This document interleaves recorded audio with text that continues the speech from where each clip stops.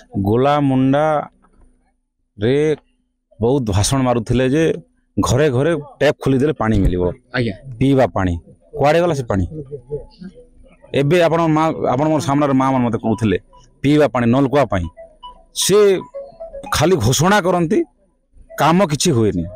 तो गोला मुंडा ब्लॉकवासी परिवर्तन चाहते और निश्चित भाव में भारतीय जनता पार्टी सरकार हम विधायक महोदय जब जीतबे निश्चित भाव में पानी समस्या जीव घर समस्या अच्छी भत्ता समस्या अच्छी आपण मैंने देखिथे विद्युत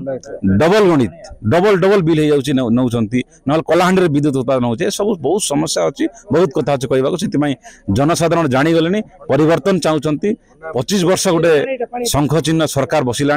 गोटे शंख चिन्ह विधायक महोदय 10 वर्ष शासन रहा बहुत समस्या रहा किसी समस्या समाधान पूरण कले परिवर्तन सरकार गठन करें कि सर निश्चित भाव में आप देखिए निश्चित तिले मात्र संदेह ना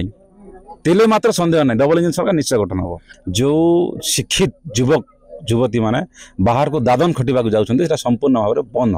हम देखा गले मंडी समस्या गोलामुंडा थारे विभिन्न मंडी समस्या विभिन्न एवं पर्यंत रही आसी आपन कौन कहे सर एटा सब राज्य सरकार त्रुटि